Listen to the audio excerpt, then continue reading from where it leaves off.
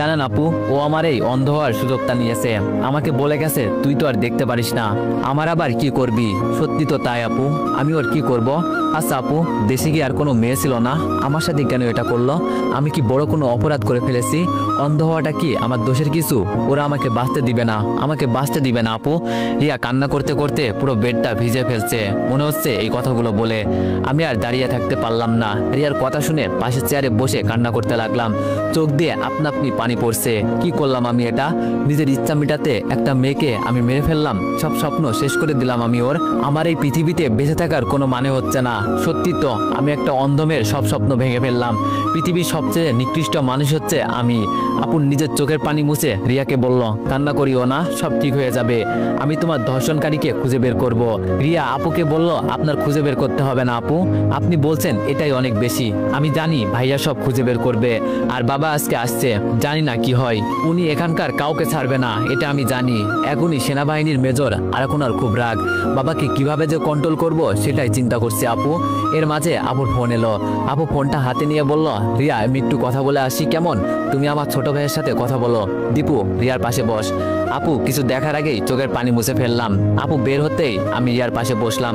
কণ্ঠটা একটু চিকন করেই বললাম, রিয়া আমাকে চিনতে পেরেছো? আগের কণ্ঠে কথা বললে রিয়া আমাকে চিনে ফেলবে। আমি খুব ভালো করেই জানি এইসব প্রতিবন্ধী মেয়েদের আলাদা একটা শক্তি থাকে, যেটা আমাদের ভিতরে নেই।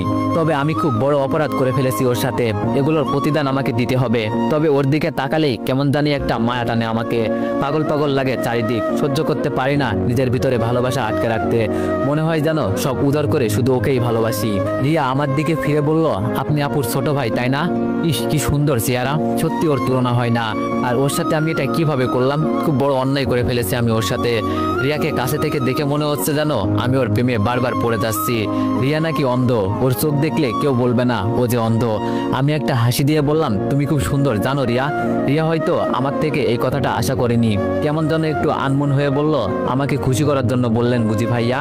আমি মনে মনে বললাম, আরে বাবা এই মেয়ে তো দেখি সবকিছুই বুঝতে পারে। তাও আমি একটু জোর দিয়েই বললাম, সত্যি রিয়া তুমি খুব সুন্দর। দূর থেকে কেউ দেখলে তোমাকে অন্ধ বলবে না, যে কেউ দেখলেই তোমার প্রেমে পড়ে যাবে। আমার তো তোমাকে প্রথম দেখাতেই কেমন জানি ভিতরে একটু প্রেম প্রেম ভাব হয়ে গেছে। সত্যি এখন আমার রিয়ার উপর একটা আলাদা মায়া জমে গেছে। আর রিয়াকে খুশি করার জন্য এই কথা বললাম। রিয়া উঠে বসে বলল, ভাইয়া তো দেখি খুব ভালোই মজা করতে পারেন। আমি বললাম, তোমার মনে হয় কি আমি মজা করছি? রিয়া আবার মুচকে এসে বলল, আপনি খুব মজার মানুষ, আপনার সাথে কথা বলে খুব ভালো লাগলো, মনটা একটু হালকা হয়েছে। তবে আফসোস আপনাকে দেখতে পারছি না। আমি হাসি দিয়ে বললাম, মনে মনে আমাকে অনুভব করতে তো পারছো? রিয়া বলল, তাই করার চেষ্টা করছি। আচ্ছা ভাইয়া আপনার নামটা কি?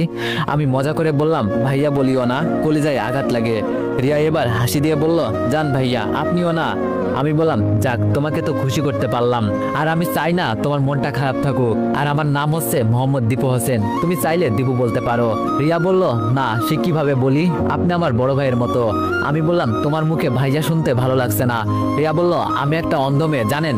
আমি এবার রেগে বললাম, অন্ধ হয়েছেন তো কি হয়েছে? তাই বলে তুমি মানুষ না? অপরাধ করছি তো আর কিছু বললাম না, চুপ করে বসে আছি। সত্যিই তো অপরাধ করছি আমি, এর শাস্তি তো আমাকে পেতেই হবে। একটা নিরীহ মেয়ের সাথে কেন এমন হবে?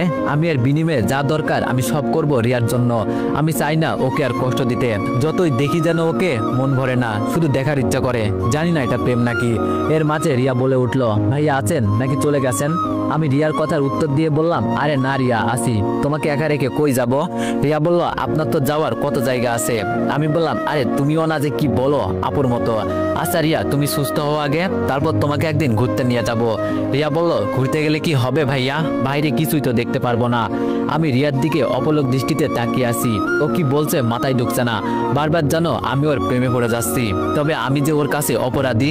যদি রিয়া কখনো এই কথা জানতে পারে, কখনো হয়তো আমার সাথে কথা বলবে না। মাফ করবে তো দূরের কথা, দূর থেকে দেখেই আমাকে ঘৃণা করবে।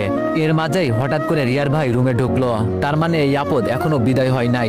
যেখানে বাঘের ভয় সেখানে নাকি সন্ধ্যা হয়। আমারও এখন তাই মনে হচ্ছে। আমি বসা থেকে দাঁড়িয়ে গেলাম।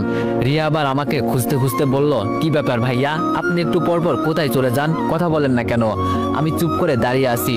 রিয়ার ভাই আমার দিকে বড় বড় চোখে তাকিয়ে আছে, এমনকি আমার চারিদিকে গোল গোল করে ঘুরছে আর আমাকে দেখছে। আমার আজকে মনে হয় না যে বাঁচার মতো কোনো পথ খোলা আছে। একবার শুধু ওর হাত থেকে বেঁচে যাই। এই তো আপু এসে গেছে।